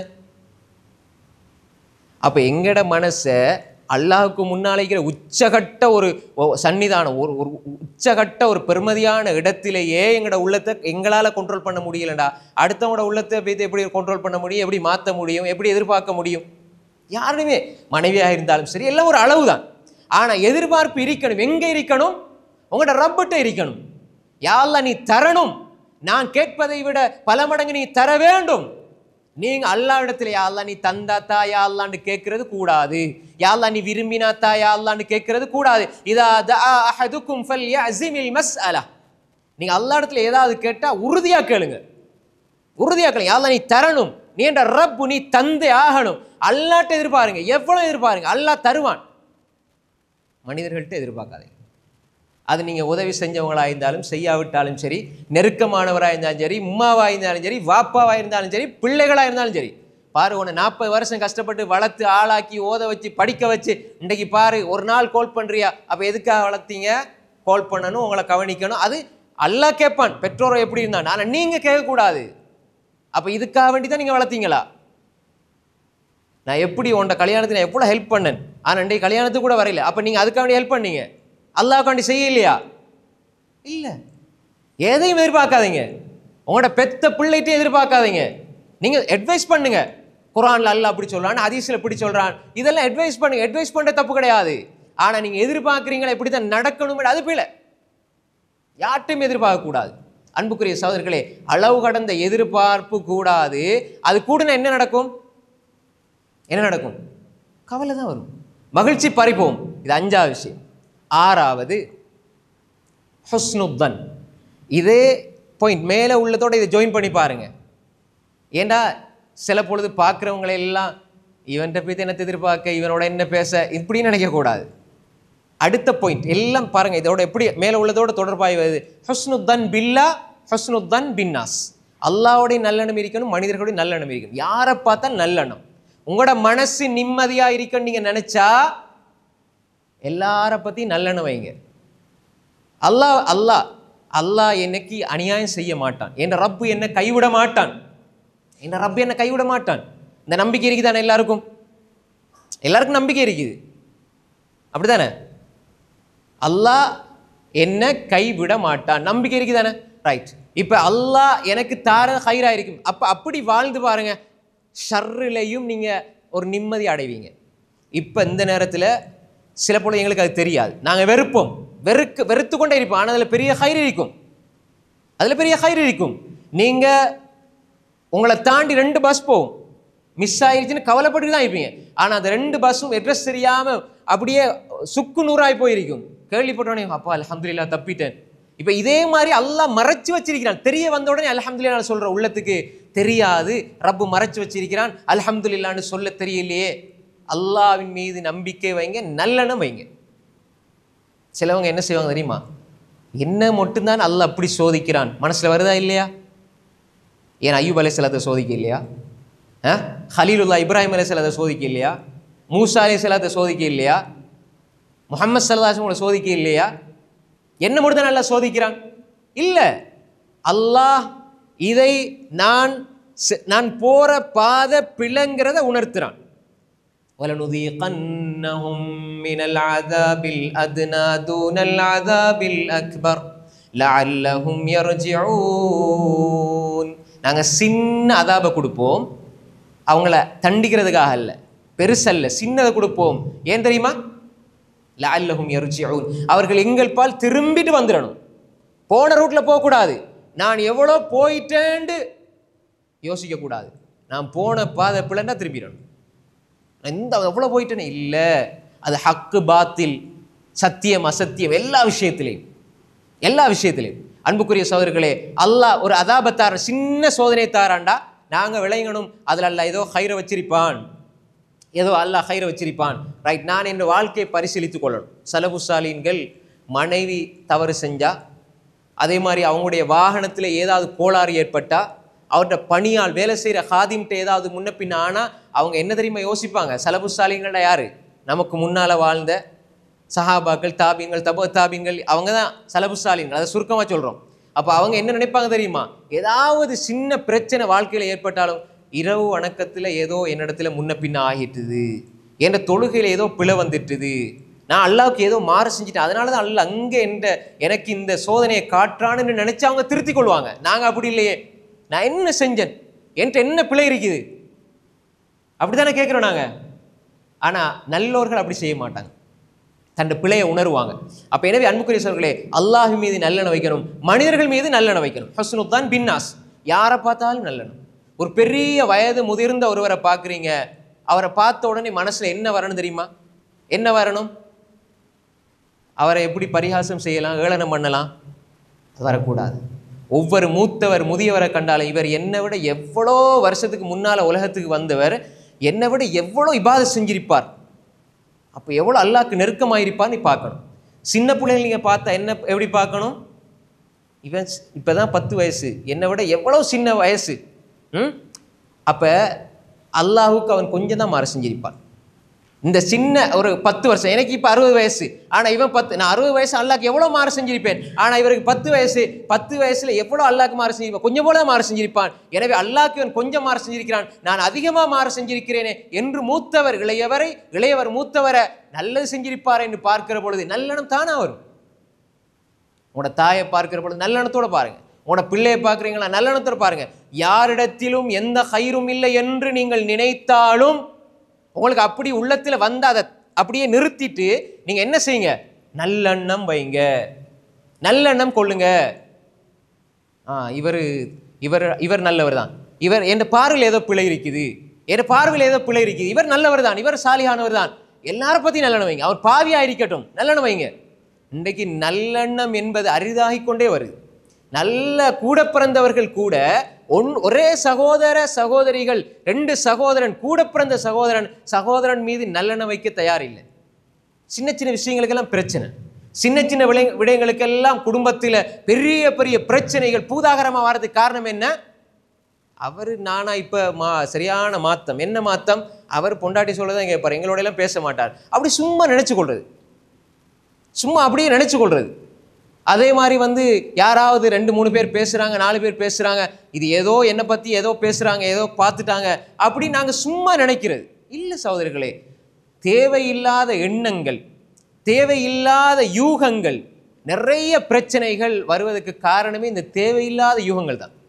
நாங்கள் நினச்சிட்டு இருப்போம் இது இதனால தான் நடந்தது, இது இதனால தான் நடந்தது, நான் அதுக்கும் இதுக்கும் சம்மந்தமே இருக்காது. ஆனால் நாங்களும் அப்படி நினச்சிருப்போம், இதுதான் காரணம், இதுதான் காரணம், இதுதான் காரணம். இல்லை, அது நினைச்சிட்டு போங்க, நீங்க செஞ்சுட்டு போங்க. யாரை பத்தி நான் தப்பா நினைக்க மாட்டேன். எனக்கு முன்னால ஒருவர் தப்பாக நடந்து கொண்டாலும் 4 பேருக்கு சொல்ல மாட்டேன், தப்பா நினைக்க மாட்டேன். இப்படி நீங்க வாழ்ந்தா உங்களோட உள்ளத்துக்கு அல்லாஹ் தஆலா ஒரு நிம்மதியை தருவான், ஒரு மகிழ்ச்சியை தருவான். பிறருடைய தவறுகள் என்பது குப்பை கூளங்கள். அந்த குப்பை கூளங்களை உங்கள் உள்ளம் என்னும் பூந்தொட்டிக்குள்ள கொண்டு போய் நிறைக்காதீர்கள். அதன் நல்லதை வாழ வையுங்கள், நல்லதை சேமியுங்கள். அல் குர்ஆனை ஹதீஸை கொண்டு நிரப்புங்கள், அல்லாஹ்வுடைய திக்ரை கொண்டு உள்ளத்தை நிரப்புங்கள். அதனால் தான் உள்ள மகிழ்ச்சி அடையுமே தவிர அவனை பத்தி உள்ள குப்பை, இவனை பத்தி உள்ள குப்பை கூளம் எல்லாத்தையும் கொண்டு போய் போட்டால் எப்படி உள்ள நிம்மதி அடையும்? அப்ப எனவே நிம்மதியாக இருக்கணும் என்று சொன்னா எங்கட உள்ளத்துல நாங்கள் அடுத்தவர்களை பற்றி நல்லெண்ணம் கொள்ள வேண்டும். அடுத்தது 7வது ஒப்பீடு செய்தல். அதிகமான மகிழ்ச்சி பறிபோறதுக்கான காரணம் இந்த ஒப்பீடு. 7வது என்ன? ஒப்பீடு செய்கிறது. இப்போ பாருங்க, ஒரு ஆள் பார்ப்பாரு, அவருக்கு நிறைய அல்லாஹ் அருள் செஞ்சிருப்பான், அல்லாஹ் நிறைய அவருக்கு அருள் செஞ்சிருப்பான். ஆனால் இன்னொரு ஆளை பார்த்த உடனே டென்ஷன், கவலை. இப்போ நிறைய பேருக்கு கவலை எப்படி வருதுன்னு சொன்னால், மகிழ்ச்சி பறிப்போகுது. எப்படி மகிழ்ச்சி பறிப்போகுதுண்டா, தன்னிடத்தில் இருக்கிறத பார்த்து அவர் தனியாக ஒரு இடத்துல இருந்தானா நிம்மதியாக தான் இருப்பார். 4 பேரோட இருக்கும் பொழுது அந்த பார்வைகளை பார்த்து, அந்த பார்வைகளை சரியாக அந்த வரையறுத்து கொள்ள தெரியாதவர்களுடைய உள்ளத்தில் அதிகமாக அடுத்தவர்களோடு தன்னை ஒப்பிட்டு கவலை. அவரிடத்தில் அது இருக்குது, என்கிட்ட இல்லை. இவரிடத்தில் இது இருக்குது, என்கிட்ட இல்லை. ஆனால் அல்லாஹ் எனக்கு எவ்வளோ தந்திருக்கிறான். ஒருவருக்கு கோடியை கொடுத்திருப்பான், ஆனால் கோடி கொடுத்தாலும் வாங்க முடியாத ஆரோக்கியத்தை அல்லாஹ் தந்திருப்பான். அதை பார்க்கறதே இல்லை. எனக்கு எப்பயுமே அடிக்கடி கவலை வருது. கவலை வந்தா நான் எப்பொழுதுமே அல்லாஹ்வுடைய நினைப்பு வந்துடும். அந்த கவலையும் அருள்தான். ஆனா நிம்மதியிலே சந்தோஷத்திலே வாழ்றவங்க நாங்கள் பல பேர் நினைப்போம், அவர்களுடைய உள்ளங்களில் ஒரு இனம் புரியாத ஒரு கவலை இருக்கும். அதுக்கு மருந்து என்னவென்றே தெரியாமல் இருக்கும். ஆனால் நீங்கள் ரப்போடு சில நொடிகள் பேசுகிற பொழுது அந்த கவலைகள், துன்பங்கள் மறந்து போகிறது என்று சொன்னால் இது எவ்வளவு பெரிய அருள் அல்லாஹ் உங்களுக்கு தந்திருக்கிறான். நிம்மதி அடைய வேண்டும் சகோதரர்களே. சுபஹான் அல்லாஹ்னு சொல்ற பாக்கியத்தை அல்லாஹ் தந்திருக்கிறான். அல்ஹம்துலில்லாஹ்னு சொல்ற பாக்கியத்தை அல்லாஹ் தந்திருக்கிறான். சுபஹான் அல்லாஹ் என்ற ஒன்றை நீங்கள் 5 கோடி கொடுத்து வாங்க முடியுமா? மறுமையில வாங்க இயலாது. 10 கோடி வாங்க இயலாது. 1000 கோடி வாங்க இயலாது. 1000 அல்ல லட்சம் கோடி பெருமதியா சுபஹான் அல்லாஹ் பெருமதியாண்டா நீங்க சொல்லுவீங்க. எதை சொல்லுவீங்க? சுபஹான் அல்லாஹ். ஏன்? குல்லு மன் அலைஹா ஃபான், எல்லாம் அழிஞ்சு போகும். 2ஐ தவிர, அல்லாஹுவையும் அல்லாஹுக்காக செய்தவற்றையும் தவிர எல்லாம் அழிஞ்சு போகும். அல்லாஹ் மணி உடம்பு ரீதியா எல்லாம் அழிஞ்சிரும். அல்லாஹ் மட்டும் தான் நினைப்பான், வைபகா வஜ்ஹு ரப்பிக். ஆனால் அல்லாஹும் அல்லாஹுக்காக செஞ்சதும் அழிஞ்சு போகாது. நாளை மறுமையிலே சுபஹான் அல்லாஹ் என்று சொன்னது மீசானிலே நெருக்கப்படும். ஆனால் உங்களுடைய காணி நெருக்கப்படாது. அது நல்லா அல்லாஹுக்காக கொடுத்திருந்தா அது சதக்காட நன்மையில வரும், அது வேற விஷயம். சும்மா விட்டுட்டு போனீங்களே அது வராது. மாளிகை வராது, உங்களுடைய வாகனம் வராது, உங்களுடைய பிள்ளைகள் யாரும் உதவி செய்ய மாட்டார்கள். சுபஹான் அல்லாஹ் வரும். அந்த நேரத்தில் நீங்க உலகத்தில் இருக்கிற எல்லாத்தையும் கொடுத்துட்டு அந்த சுபஹான் அல்லாஹ் தாண்டா தருவாங்களா? தரமாட்டாங்க. அல்ஹம்துலில்லாஹ் தருவாங்களா? பாப்பா உனக்காக வேண்டித்தான் நான் கஷ்டப்பட்டு உழைச்சி 10 ஏக்கர் காணி வீடு மாளிகை நகை நட்டு எல்லாத்தையும் விட்டுட்டு போன உனக்காக வேண்டிதான், அதனால நீ ஒரு சுபஹான் அல்லாஹ் தாண்டா தருவானா? புள்ள தரமாட்டான். அப்ப எதற்காக நாங்க ஒப்பீடு செய்யறோம்? அது அவன்கிட்ட இல்லையே, இது இவங்கிட்ட இருக்குது எங்கிட்ட இல்லை, இவங்கிட்ட இருக்குது எங்கிட்ட இல்லை, இப்படி பார்த்து பார்த்து இதை நிறுத்தணும்.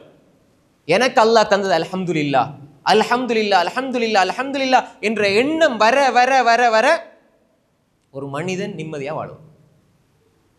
போதும் எனக்கு. லைஸல் கினா அன் கஸரத்தில் அர்து வ இன்னமல் கினா கினா நஃப்ஸ். செல்வத்தை சேக்க சேக்க சேக்க அது அல்லாஹ்வுக்காண்டி கொடுத்தா அதுல நிம்மதி இருக்குது. அல்லாஹ்வுக்காண்டி கொடுத்தா இப்ப சொல்லுவாங்க தானே, காசால பணத்தால நிம்மதியை வாங்க இயலுமா? சொல்லுங்க, காசால பணத்தால் நிம்மதியை வாங்க இயலுமா? சொல்லுங்க, காசு பணத்தால் நிம்மதியை வாங்க இயலுமா? வாங்க இயலாது. அப்படியா? சத்தியமா வாங்கலாம். பெரிய கருத்து மாதிரி போடுவாங்க, காசு பணத்தால் சந்தோஷத்தை வாங்க இயலாது. காசு பணத்தால் சந்தோஷத்தை நிம்மதியை வாங்கலாம். எப்போ வாங்கலாம் என்றால் அதை பிறருக்கு கொடுத்தால் வாங்கலாம். எனக்கு செலவழிச்சா தானே அது அப்படியே அழிஞ்சு போகுது. நான் 100 ஆளுக்கு கொடுத்தா அது எனக்கான சேமிப்பு, நாளை மறுமையில் அது சொர்க்கத்தை பெற்று தரும் என்றால் அதை விட நிம்மதி வேற என்ன வேணும்? அப்துல் ரஹ்மான் இப்னு அவுஃப் கோடான கோடி வைத்திருந்தார், சொர்க்கத்துக்கு நன்மாராயம் சொல்லப்பட இல்லையா? காசு பணத்தில் வாங்கலாம் நிம்மதியை. அது எப்ப வாங்கலாம்? அதை பிறருக்கு கொடுங்கள், கொடுப்பதில் நிம்மதி. அதை உஸ்மான் கண்டார், அலி கண்டார், அப்துல் ரஹ்மான் இப்னு அவுஃப் கண்டார், சஅத் கண்டார், சயீத் கண்டார், அபூபக்கர் ரலியல்லாஹு அன்ஹு அஜ்மஈன். அல்லாஹ் எல்லோரையும் புரிஞ்சுக்கணும். இவங்கெல்லாம் கண்டாங்களே. ஏனா அபு தஹ்தா காணவில்லையா? அபு தல்ஹா காணவில்லையா? பணத்தால் நிம்மதி கிடைக்காமல அவங்க வெறுத்து அவங்க மனசளவில் கூனி குறுகியா கொடுத்தாங்க. நிம்மதியாக நிம்மதியாக சந்தோஷமாக கொடுத்தார்கள். அதில் நிம்மதி இருக்கிறது. காசால் பணத்தால் நிம்மதியை வாங்க முடியும். அது அல்லாஹ்வுக்காக ஒரு அடியானுக்கு கொடுப்பதில் அல்லாஹ் அந்த நிம்மதியை வைத்திருக்க. அதை கொடுங்க. காசு பணத்தில் நிம்மதியை வாங்கலாம். தனக்காக செலவழிக்கிறது அதைத்தான். இந்த உலகம் பார்க்கிற மாத்திய சடவாத மெட்டலிச பார்வை வேறு, இஸ்லாம் பார்க்கிற பார்வை வேறு. அப்போ என்ன அன்புக்குரிய சகோதரர்களே, நீங்கள் காசை தர்மம் செய்யுங்க, மக்களுக்கு கொடுங்க. அப்போ இந்த விஷயத்துலலாம் நமக்கு நிம்மதி கிடைக்கும், சந்தோஷம் கிடைக்கும். ஆனால் இந்த இடத்துல ஒப்பீடு என்பது ஒரு மனிதன் சேர்த்து சேர்த்து சேர்த்து அப்படியே சேர்த்துக்கிட்டு போவான்டா அவன் செல்வந்த நிலைக்கு வருவான்டா, வரமாட்டான். அதனால அவனுக்கு நோய், மனநோய் தான் கூடும். அல்ஹாக்குமுத் தகாசுர் ஹத்தா ஸுர்துமுல் மகாபிர். இன்னும் இன்னும் இன்னும் தேடி தேடி தேடி கடைசியில் எங்கே போய் அது முடியும்? கபருக்கு நீங்க போற வரைக்கும் அது அப்படியே இருக்கும். கடைசியில் அவர் சம்பாதிப்பாரு, எதையுமே செலவழிக்காம விட்டுட்டு போயிட்டாரு. நல்லா சம்பாதிச்சாரு, கடைசியில் ஒன்றுமே இல்லை, செலவழிக்க இல்லை, அவருக்காக அதை யூஸ் பண்ண இல்லை, கபருக்கு போய்த்தாரு. சொல்றோமா இல்லையா? கொடுத்திருந்தா இன்றைக்கு இந்த இடத்துல பேசுற மாதிரி அபூ தல்ஹா ரலியல்லாஹு அன்ஹு அவங்கள பத்தி பேசுற மாதிரி பேசுவோம். அன்புக்குரிய சகோதரர்களே, எனவே இந்த ஒப்பீடு செய்கிறது, அவர்கிட்ட இருக்குது, இவர்கிட்ட இருக்குது, அது இருக்குது, எனக்கு அல்லாஹ் தந்தது போதுமானது, அல்ஹம்துலில்லாஹ். அருள்களை தேடுங்க. ஆனால் அருள்கள் மீது பேராசை கொண்டு அதை பொத்தி பொத்தி பாதுகாத்து அதுதான் வாழ்க்கை என்று நீங்கள் இருந்தால் அடுத்தவங்களை பார்த்து ஒப்பிட்டு ஒப்பிட்டு உங்களை அழித்துக் கொள்வீர்கள். எனவே ஒப்பீடு என்பது கூடாது. அன்புக்குரிய சகோதரர்களே, 8வது, தவறிப்போன விஷயங்கள் ஒன்று நடந்து முடிஞ்சிட்டா அதை அப்படியே விட்டுறணும். ஆனால் ஒரே ஒரு விஷயத்தை தவிர தவறிப்போன எல்லாத்தையும் டிலீட் பண்ணிடுங்க. ஆனால் ஒரே ஒரு விஷயம், நீங்கள் செஞ்ச பாவங்களை நீங்கள் நினச்சி வருந்தி கண்ணீர் தூளி சிந்தி எல்லா இடத்துல தௌபா செய்யணும். அதை நினைங்க, அதுக்காக அழுங்க. மீண்டும் நான் அந்த பாவத்தை செய்ய மாட்டேன்னு சொல்லி அல்லா இடத்துல நீங்க போய்த்து அல்லா இடத்துல உங்களிடத்துல அல்லா இடத்துல போய்த்து நீங்க முறையிடுங்க. ஆனா அங்க நடந்தது இங்க நடந்தது. சில பேர் தானாக வலிகளை வெளியே எடுத்துக்கொண்டு வருத்தப்படுகிறார்கள், இது ஹராம். ஏதாவது ஒரு 10 வருஷத்துக்கு முன்னுக்கு நடந்திருக்கும், ஒரு சோக பாட்டை போட்டு பார்த்தீங்களா இதை கேட்கும் பொழுது இது ஹராம், கூடாது. நீங்களா உங்களோட கவலையை புதுப்பிக்கிறீங்க. இந்த ஸ்கூலில் நடந்த அந்த சம்பவம் இந்த சம்பவம் இப்படி கவலைக்குரிய விஷயம், அவர் மௌத்தா போனார், அந்த சார் இருந்தார், இப்படி கூடி பேசுறது ஹராம், கூடாது. கவலைகளை புதுப்பிப்பதற்கு இஸ்லாம் அனுமதிக்கவில்லை. நடந்த ஒரு கவலையை கூட நீங்க கவலைப்படக்கூடாதுன்னு இஸ்லாம் சொல்லுது. நாங்களா கூடிக்கிட்டு பார்த்தீங்களா 10 வருஷத்துக்கு முன்னுக்கு எங்கட வாப்பா ஏன் பேசணும், இதை வாப்பா மௌத்தா போனா எல்லாம் நானா நடந்துருச்சு, துவா செய்யுங்க. வாப்பா மௌத்தா போனா அவர் இப்படி செஞ்சார், ஏதாவது நல்லதை ஞாபகப்படுத்தி துவா செய்யறது வேற விஷயம். இது சும்மா கவலையை புதுப்பிச்சு கொள்றது. ஏதாவது ஒரு பாட்டை போட்டு அந்த கவலையை புதுப்பிச்சு கொள்றது, இருக்கிற கஷ்டங்களை இன்னும் டபுள் ஆக்குறது. அல்லாஹ் இதை தடுத்திருக்கிறான். சும்மா வீணா பேசுறது. நிறைய பேர்ட்ட உள்ள பெரிய பலவீனம் இந்த பழைய விஷயத்தை நினைச்சு பார்த்தீங்களா 20 வருஷத்துக்கு முன்னாடி நாங்கள் எப்படி தான் இருந்தால் என்ன, இப்போ நல்லா தானே இருக்கிறீங்க, அல்ஹம்துலில்லாஹ். அடுத்த நாளைக்கு எப்படி வாழணும் திட்டமிடுங்க, அமல் செய்யுங்க, இபாதத் செய்யுங்க, உங்களை திருத்திக்கிட்டே போங்க. அல்லாஹ்வுடைய பாதையில், அல்லாஹ்வுடைய தீனுக்காக, அல்லாஹ்வுடைய வழிமுறையில் நீங்கள் செல்லுங்க. ஏற்கனவே நாங்கள் பார்த்தீங்களா நாங்கள் எப்படி தெரியுமா இருந்தோம், 15-20 வருஷத்துக்கு முன்னுக்கு நாங்கள் அப்படி இருந்தோம் இப்படி இருந்தோம். பாவத்தை ஏன் சொல்றீங்க? அது ஒரு பெருமை. பாவத்தை சொல்றது பெருமையா மாறிட்டு, நாங்கள் எல்லாம் 20 வருஷத்துக்கு முன்னுக்கு நாங்கள் இப்படித்தான் இருந்தோம், நாங்கள் களவெடுத்தோம், அது மதுபானம் குடித்தோம், இப்படி கொடுத்தோம், இப்போ இப்படி இருக்கிறோம். ஏன் அதை சொல்றீங்க? அல்லாஹ் மறைச்சது ஏன் வெளிப்படுத்துறீங்க? அல்லாஹ் மன்னிக்க மாட்டான் இப்படி சொன்னீங்கண்டா. அப்ப எதெல்லாம் தவறி போச்சுதோ, நேற்று நடந்தது, முந்தானத்து நடந்தது, 10 வருஷத்துக்கு முன்னுக்கு நடந்தது, கவலைகளை புதுப்பிக்க கூடாது. சிலர் என்ன செய்வாங்க, பெருநாள் வந்துட்டா கபருக்கு போவாங்க. பெருநாளே சந்தோஷமா இருக்கிறதுக்கு இஸ்லாம் அனுமதிச்சிருக்குது. இவங்க கபருக்கு பக்கத்துல போய் அழுதுகிட்டு வருவாங்க. இது ஹராம், பிதா, கூடாது. இது அதை ஒரு வழிமுறையாக ஆக்கி வச்சிருக்காங்க. என்ன வாப்பா பாருங்க போய்த்தாரு, போன வருஷம் நல்லா இருந்தாரு, இப்படி இருந்தாரு போய்த்து நல்ல சந்தோஷமா இருக்க வேண்டிய நாளில் அப்படி ஒரு அமலாக மாற்றி கபிரிஸ்தானில் போய்த்து அழுவாங்க. இது ஏன் இஸ்லாம் சொன்னதா? ரசூலா செஞ்சாங்களா? எல்லா நாளும் போங்க, பெருநாளைக்கு ஏன் போறீங்க? அதே மாதிரி ஒரு கல்யாணம் வந்துக்கிட்டா சும்மா பழைய ஞாபகங்கள், பழைய இது, நீங்கள் ஏதாவது பேசுறீங்க, நல்லதை ஞாபகப்படுத்துறீங்க, துவா செய்கிறீங்க, நல்ல பெருமதியான வரலாறுகள் சஹாபாக்கள் வரலாறு சொல்கிறோம், கவலை வருது, அது வேறு விஷயம், அது ஈமான், நல்ல விஷயம். இது சும்மா சம்பந்தமே இல்லாம பாருங்க, அந்த டைம்ல நாங்க அப்படி இருந்தோம், எங்கட புள்ள அப்படி இருந்தது இப்படி இருந்தது, தேவையில்லாத விஷயங்களை. ஸ்கூல் நாங்க நண்பர்கள் 50 வருஷத்துக்கு போறோம், 20 வருஷத்துக்கு போறோம், 40 வருஷத்துக்கு போறோம், ஒன்று சேர்ந்து இருக்கிறோம், அப்படி நடந்தது, அங்க இப்படி நடந்தது, இதனால இப்படி ஒரு பாதிப்பு, எல்லாம் கொஞ்சம் நேரம் அழுகிறது, இதெல்லாம் ஏன் எதுக்கு? இஸ்லாம் இப்படி சொல்லியிருக்குதா? இது ஹராம், கூடாது. உங்களோட மகிழ்ச்சியை நீங்களாக குழி தோண்டி பிதைக்கிற விஷயம்தான் இது. எனவே தவறி போனதை நீங்க விடுங்க. ஆனா செஞ்ச பாவமாக இருந்தா அல்லாஹ் இடத்துல தௌபா செஞ்சு, யா அல்லாஹ் என்ன மன்னிச்சிரியா அல்லாஹ், நான் உன்னுடைய பாதையில நான் நேரான முறையில மௌத்து வரை இருக்கிறேன்னு துவா கேட்டு போயிட்டே இருங்க. இது 8வது விஷயம். 9வது, அப்படியே ஏதாவது வாழ்க்கையில நடந்திருந்தா அந்த பாவங்கள் உள்ளத்தை குடையும். பாவங்களுக்கு ஒரு தன்மை இருக்குது, உள்ளத்தை குடையும், உள்ளத்தில் இருக்கிற நிம்மதியை பறியும். அது ஊசலாடும் பொழுது மனசுல கொஞ்சம் கவலை வரும். அதுக்கு ஒரு சொல்யூஷன், தீர்வு தான் இஸ்திக்ஃபார், தௌபா. 9வது இஸ்திக்ஃபார் செஞ்சு பாருங்க.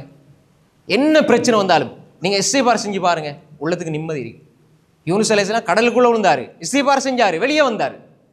நிம்மதி வாழ்க்கையில உங்களுக்கு இல்லையா? இஸ்திக்ஃபார் செய்யுங்க. அஸ்தக்ஃபிருல்லாஹ் அஸ்தக்ஃபிருல்லாஹ் அஸ்தக்ஃபிருல்லாஹ் லா இலாஹ இல்லா அன்த சுப்ஹானக இன்னி குன்து மினல் ஸாலிமீன். தொழுகை முடிஞ்சா அஸ்தக்ஃபிருல்லாஹ். ஏன்? எல்லா விடத்திலும் நீங்க இஸ்திக்ஃபார், தௌபா, கண்ணீர் துளியை வடிங்க. அல்லாஹ்வுக்கு முன்னால வடிக்கிற கண்ணீர் துளி, நான் அடிக்கடி சொல்றேன், அதுல நிம்மதி இருக்கு. யா அல்லாஹ் என்ன மன்னிச்சிரு யா அல்லாஹ். உங்களோட தவறுகளை உங்களோட ரப்பை தவிர வேற யார்கிட்டையும் சொல்லாதீங்க. சொந்த மனைவிட்ட கூட சொல்லாதீங்க. நீங்க கல்யாணம் முடிச்சிருக்கீங்க, மனைவி நாங்கள் 2 பேரும் ஒண்ணுக்குள்ள ஒன்று, நாங்க அப்படித்தான் எல்லாத்தையும் ஷேர் பண்ணுவோம். மனைவி மாடத்துல கூட உங்களோட பாவங்களை நீங்க சொல்லாதீங்க. அன்புக்குரிய சகோதரிகளே, உங்களோட ரப்பிட்ட சொல்லுங்க. மனைவி கூட சில பொழுது முன்ன பின்னாகி தலாக் செய்யப்பட்டு வேற ஒரு அந்நிய பெண்ணாக மாறுற வாய்ப்பு கூட இருக்குது. அது அல்லாஹ் அப்படி ஒரு உறவை, ஒரு பலமான உறவாக அது வைத்திருந்தாலும் பொதுவான வளமையில அப்படி நடக்க வாய்ப்பு இருக்குது.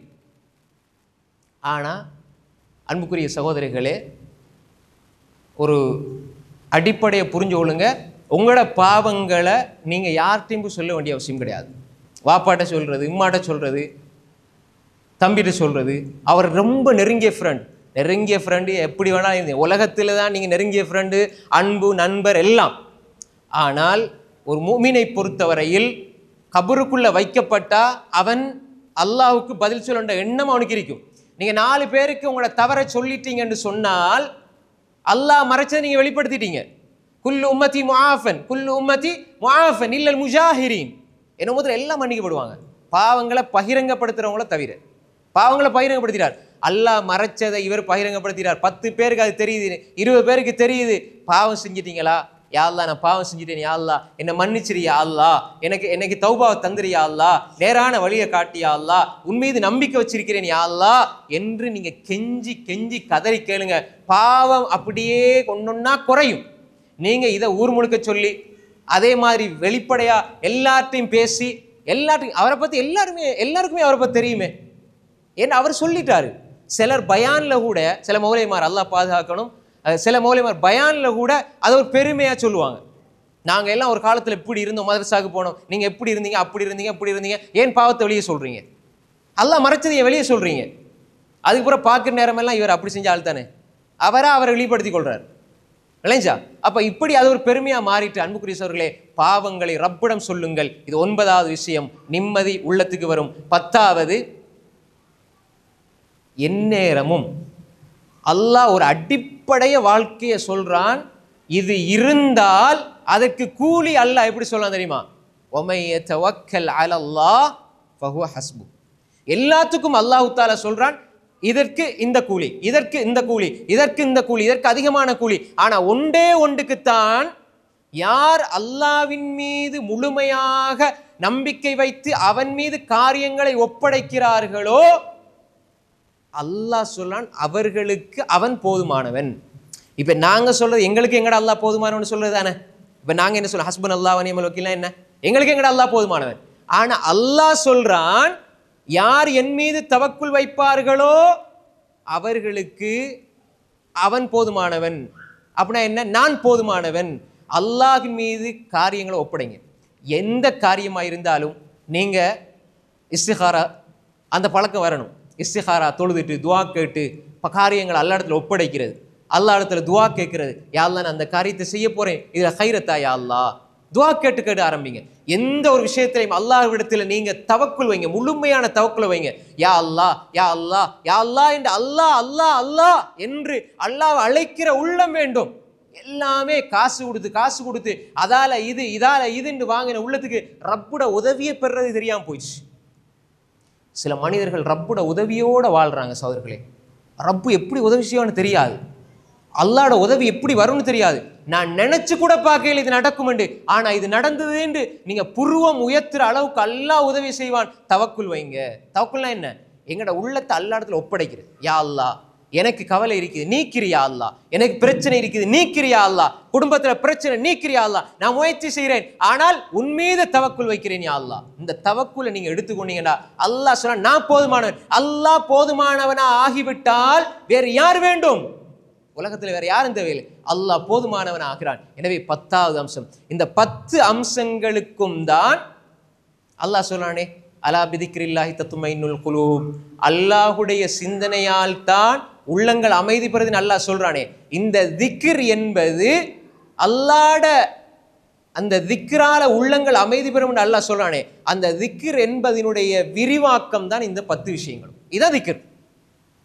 உங்களோட வாழ்க்கையில ஈமான் திக்ர், நம்பிக்கை சார்ந்த இறை சிந்தனை, இஹ்லாஸ் நம்பிக்கை சார்ந்த திக்ர் இறை சிந்தனை, சுக்ர் அதுவும் திக்ர். அல்லாஹ் நினைக்கிறதால நன்றி செலுத்துறீங்க, அல்லாஹ் நினைக்கிறீங்க, பொறுமை செய்றீங்க, எல்லாமே திக்ர். எனவே இந்த திக்ர் தான் உங்களோட உள்ளத்துக்கு நிம்மதியை அமைதியை தரும். எனவே இந்த 10 அம்சங்களையும் எங்களுடைய வாழ்க்கையில நாம் எடுத்துக்கொள்வோம். எடுத்துக்கொண்டால் மகிழ்ச்சியினுடைய 10 அடிப்படைகளையும் எடுத்துக்கொண்டோம். இதை பழக்க பழக்க பழக்க இந்த திக்ர் தான் உள்ளத்துக்கு நிம்மதியை தரும். நிம்மதியாக இந்த உலகத்திலே வாழுகிற மூமின், இறை சிந்தனையால் நிம்மதி பெற்ற மூமின், நாளை மறுமையிலும் நிம்மதியோடு சொர்க்கத்திலே பிரவேசிப்பான். அப்படிப்பட்ட நன்மக்களாக அல்லாஹு தஆலா நம்ம எல்லோரையும் ஆக்கியருள்வானாக. வஆகிரு தஅவானா அனில் ஹம்துலில்லாஹி ரப்பில் ஆலமீன். வஸ்ஸலாமு அலைக்கும் வரஹ்மத்துல்லாஹி வபரகாத்துஹு. சுப்ஹானக்கல்லாஹும்ம வபிஹம்திக், அஷ்ஹது அல்லா இலாஹா இல்லா அன்த அஸ்தக்ஃபிருக வ அத்தூபு இலைக்.